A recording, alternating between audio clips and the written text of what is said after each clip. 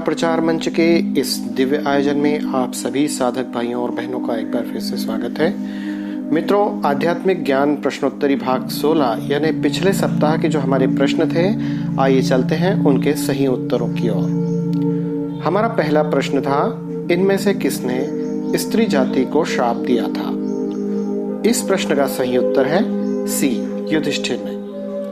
महाभारत के शांति पर्व के अनुसार युद्ध समाप्त हो जाने के बाद जब कुंती ने युधिष्ठिर को बताया कि कर्ण तुम्हारा बड़ा भाई था, तो पांडवों को बहुत दुख हुआ।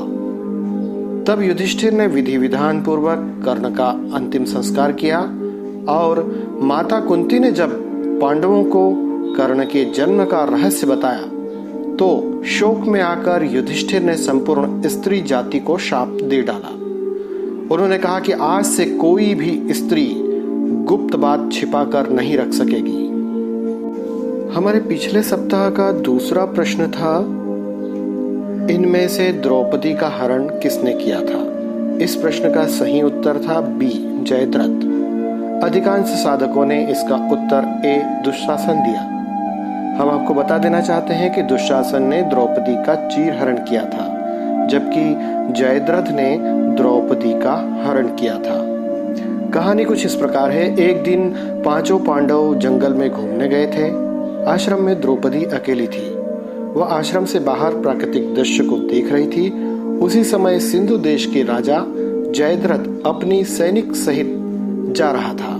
द्रौपदी पर नजर पड़ते ही वह उस पर मोहित हो गया और सामने पहुंचकर बोला कि तुम पांडवों को त्याग कर मेरी पत्नी बन जाओ। आराम के साथ संपूर्ण राज्य की रानी बनी रहोगी। तब द्रौपदी ने गुस्से में आकर के कहा कि अरे मूर्ख, तुम्हें ऐसा कहते हुए शर्म नहीं आती? जल्दी से भाग जा, वरना पांडवों को मालूम होते ही तुम्हें यमलोक पहुंचा देंगे। इस पर जयद्रथ बोला कि मैं पांडवों से भय नहीं खाता।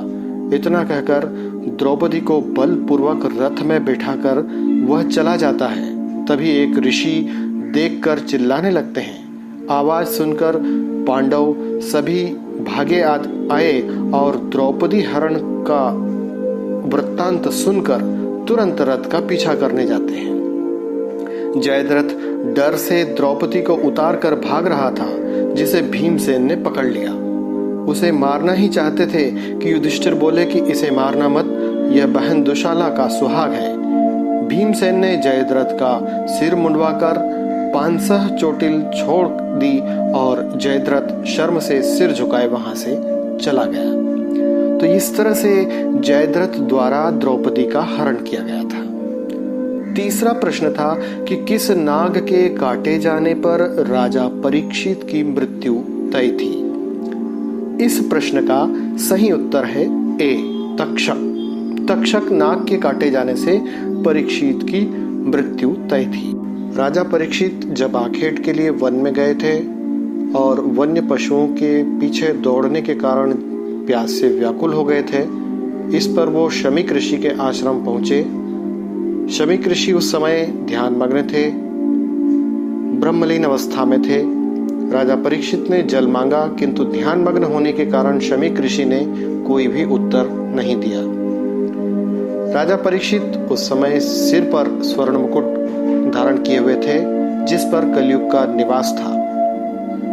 राजा परीक्षित को प्रतीत हुआ कि ऋषि ध्यान मग्न होने का ढोंग कर रहे हैं, मेरा अपमान कर रहे हैं, और उन्हें बड़ा क्रोध आया।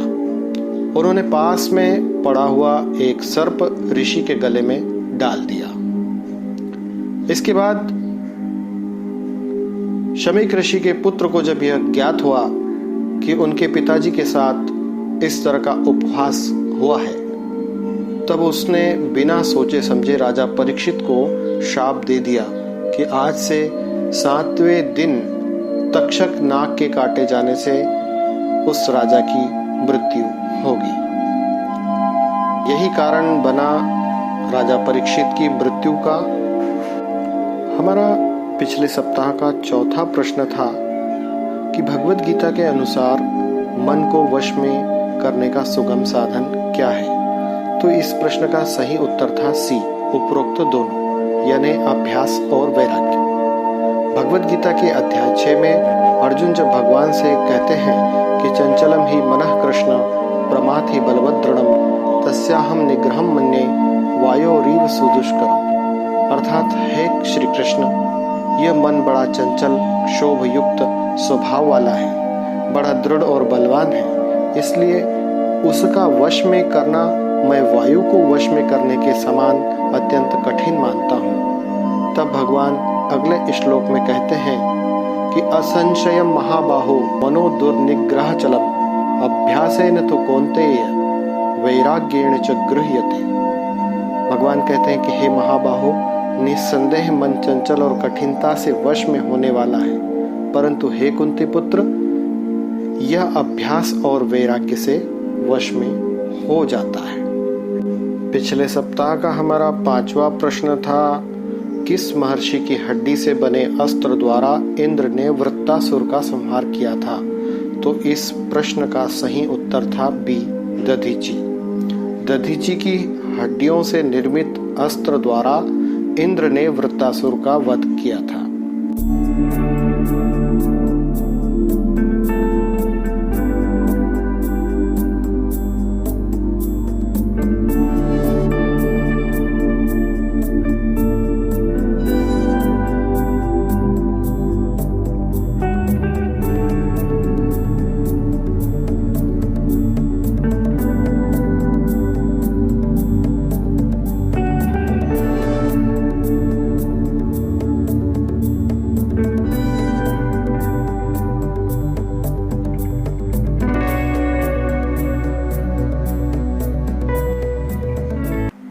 तो आइए शुरू करते हैं आज की हमारी प्रश्नोत्तरी यानी आध्यात्मिक ज्ञान प्रश्नोत्तरी भाग 17।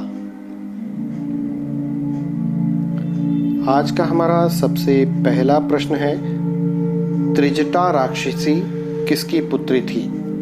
विकल्प हैं ए रावण, बी कुंभकर्ण, सी विभीषण और डी इनमें से कोई नहीं। दूसरा प्रश्न है, जब साधक संपूर्ण कामनाओं का त्याग करके अपने आप में संतुष्ट हो जाता है तो वह क्या कहलाता है? विकल्प है ए स्वार्थी, बी कामी, सी स्थित प्रज्ञ और डी विकारी। तीसरा प्रश्न है, बर्बरीक किसका पुत्र था? विकल्प है ए भीम का, बी घटोत्कच का, सी अश्वत्थामा का और डी कर्ण का। चौथा प्रश्न है, इनमें से कौन सा नाम अर्जुन का नहीं है? विकल्प हैं ए गुडाकेश, बी धनंजय, सी ऋषिकेश, डी प्रथापुत्र। आज का हमारा 5वां और अंतिम प्रश्न है, इनमें से क्या समुद्र मंथन से प्राप्त है? ए कामधेनु, बी ऐरावत, सी कल्प वृक्ष और डी उपरोक्त सभी। तो ये आज की प्रश्नोत्तरी के 5 प्रश्न। इन प्रश्नों के उत्तर आपको आज रात्रि 8 बजे तक हमारे व्हाट्सएप नंबर पर भेज देना है। आज की प्रश्नोत्तरी को यहीं विराम देते हैं। अगले सप्ताह फिर मिलेंगे नए प्रश्नों की श्रृंखला के साथ। तब तक के लिए आज्ञा दीजिए। जय श्री कृष्ण।